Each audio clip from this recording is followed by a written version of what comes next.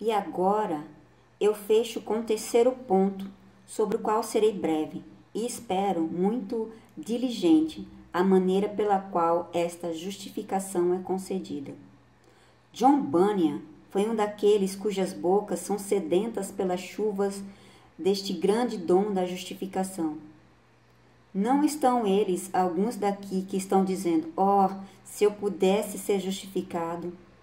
Mas, Senhor, eu posso ser? Eu tenho sido um beberrão e um blasfemador. Tenho sido tudo que é vil. Eu posso ser justificado? Tomara Cristo meus pecados sombrios e receberei sua túnica branca? Sim, pobre alma, se você desejar, se Deus o fez solícito e se você confessar seus pecados, Cristo está disposto a tomar seus farrapos e te conceder sua justiça para ser sua eternamente. Bem, mas como ela deve ser obtida? Alguém pergunta. Devo ser um homem piedoso por muitos anos para então adquiri-la? Ouça, gratuitamente pela sua graça, gratuitamente, porque não há um preço a ser pago por ela. Pela sua graça, porque não a merecemos. Mas, ó Senhor, eu tenho orado e não acho que Deus me perdoará, a menos que eu faça algo para merecer isso. Eu lhe digo, Senhor, que se você procurar algum merecimento seu, você nunca achará. Deus dá a sua justificação gratuitamente. Se você trazer qualquer coisa para pagá-la, Ele a lançará em seu rosto e não lhe dará sua justificação, porque ela é de graça. Ele a dá de graça. O velho Rowland Hill foi pregar uma vez numa feira. Ele notou os vendedores ambulantes vendendo sua mercadoria por leilão. Então Rowland disse: farei um leilão também para vender vinho e leite, sem dinheiro e sem preço, a meus amigos dali. Ele disse: eles encontraram uma grande dificuldade para atraí-los com seus altos preços. Já a minha dificuldade é atraí-los com meu baixo preço.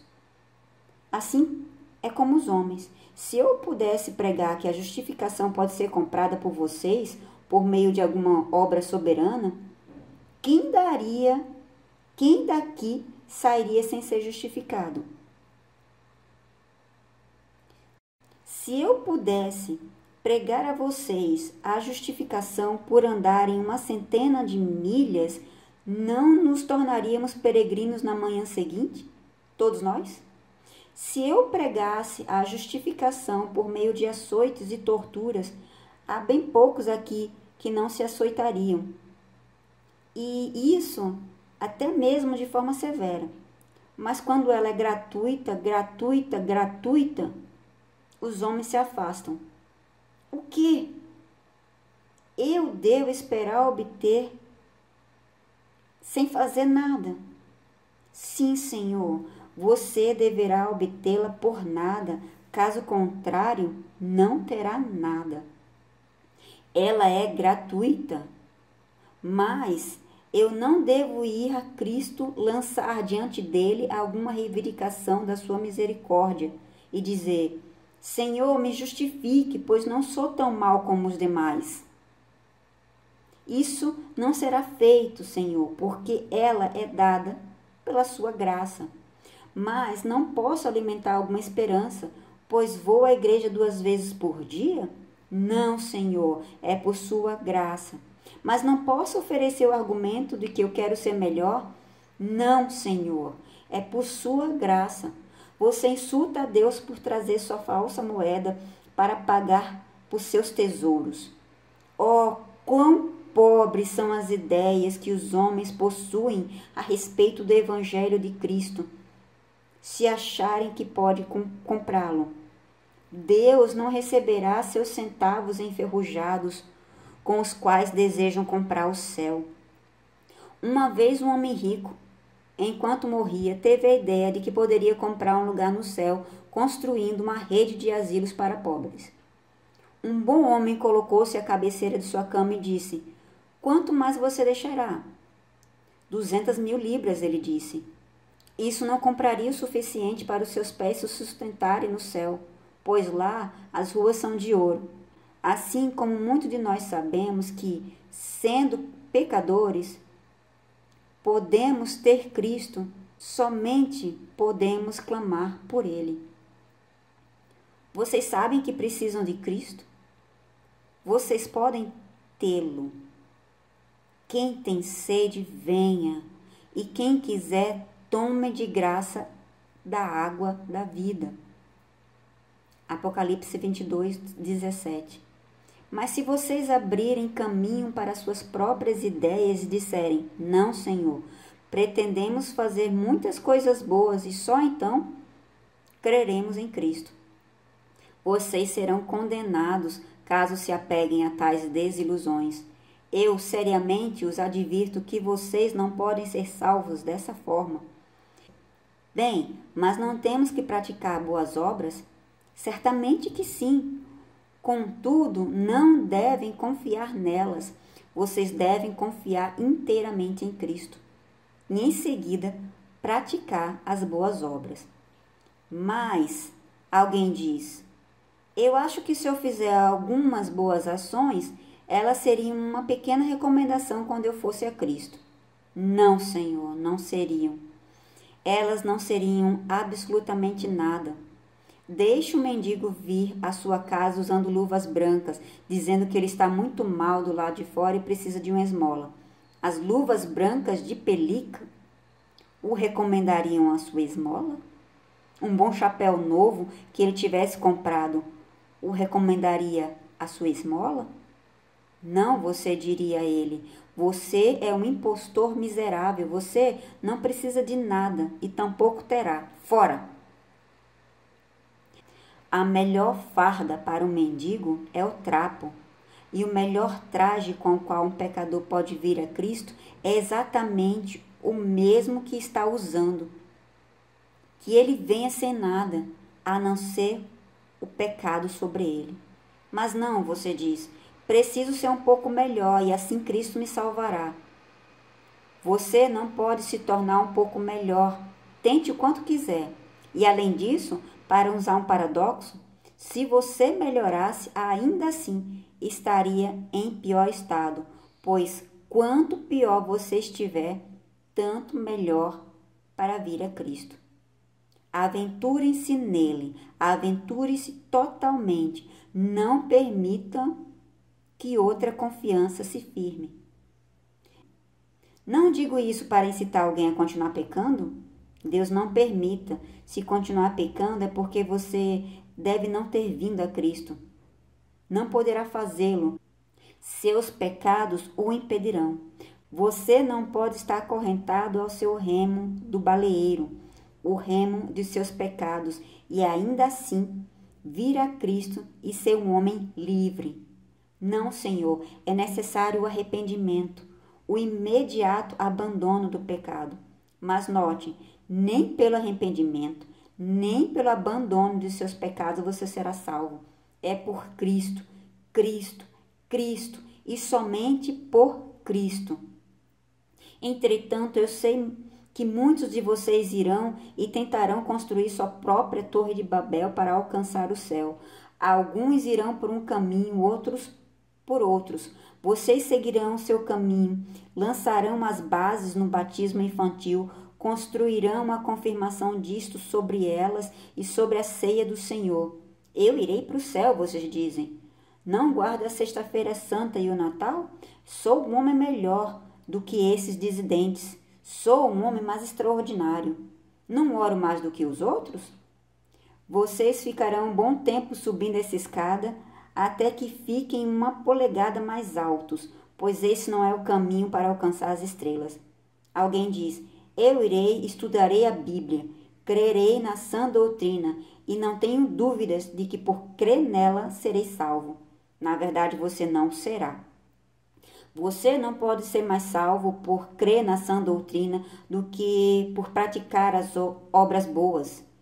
Eu irei e estudarei a Bíblia e crerei na sã doutrina, e não tenho dúvidas de que por crer nela serei salvo. Na verdade, você não será. Você não pode ser mais salvo por crer na sã doutrina do que por praticar as boas obras. Disso, diz outro, eu gosto disso, então irei, crerei em Cristo e viverei como eu desejar. De fato, você não viverá assim, pois se você crê em Cristo, Ele não o deixará viver segundo a vontade da carne. Pelo seu Espírito, Ele o constrangerá a mortificar suas paixões e concupiscências. Se Ele te der a graça de te fazer crente, Ele te dará a graça de viver uma vida santa também. Se Ele te der a fé, Ele também te dará as boas obras em seguida. Você não pode crer em Cristo a menos que renuncie a todo engano e resolva servir a Ele com um firme propósito de coração. Acho que finalmente ouço um pecador dizer: essa é a única porta?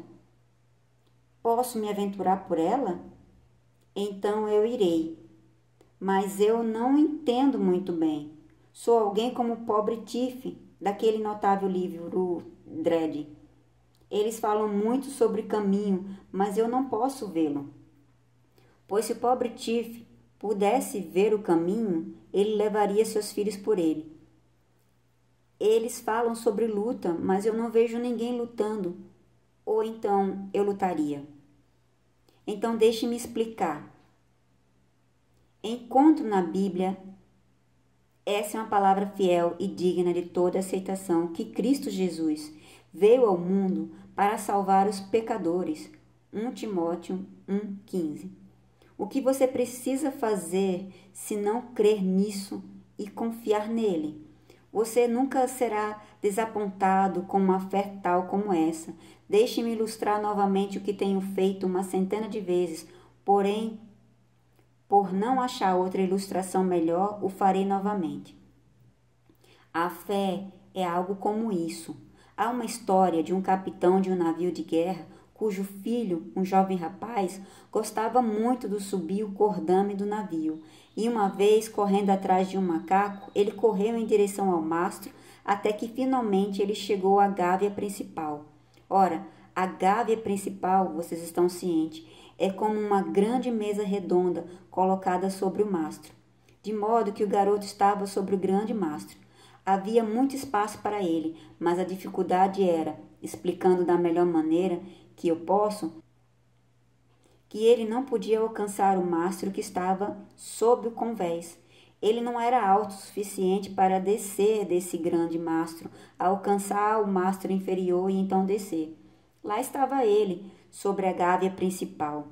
Ele conseguiu chegar lá, de uma forma ou de outra, mas ele jamais poderia descer.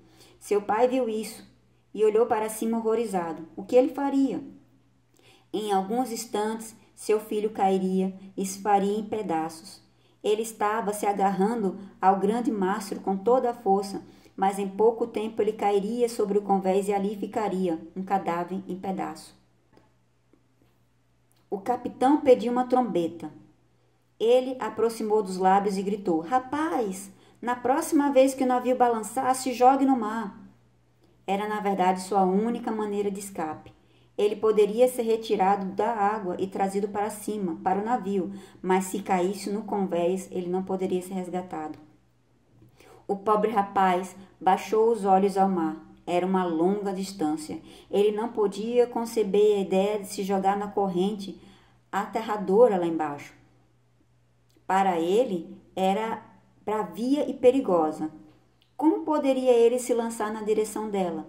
Então, ele se agarrou na gávea principal com toda a sua força, embora não houvesse dúvida de que soltaria e pereceria. O pai pediu uma espingarda e, apontando para ele, disse: rapaz, na próxima vez que o navio sacudir, se jogue no mar ou eu atirarei em você. O navio balançou de um lado e o garoto pulou no mar.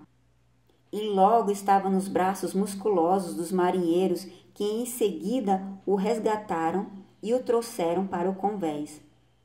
Ora, nós, como aquele jovem, estamos por natureza em uma posição de extraordinário perigo, do qual nenhum de nós pode escapar por si mesmo. Infelizmente, temos algumas boas obras em nós mesmos, como aquele grande mastro, e nos agarramos a elas tão afetuosamente que nunca desistiremos delas. Cristo sabe que, ao menos que desistamos delas, seremos despedaçados no final, pois essa confiança podre nos arruinará. Ele, portanto, diz: pecador, deixe sua confiança própria e caia sobre o mar do meu amor. Nós olhamos para baixo e dizemos: posso ser salvo por crer em Deus? Ele parece como se estivesse irado comigo e, portanto, não posso confiar nele. Ah, não te persuadirá, ó suave clamor da misericórdia? Aquele que crê será salvo. Deverá a espingarda da destruição ser apontada em sua direção? Deverá ouvir a terrível ameaça? Aquele que não crê será condenado? Sua situação é como daquele rapaz. Sua posição é de iminente perigo e seu desprezo ao conselho do pai é o mais terrível alerta, o qual faz do perigo ainda mais perigoso. Deixe de segurar-se nisso. Isso é fé. Quando o pecador deixa de agarrar-se e se lançar ao mar, assim é salvo.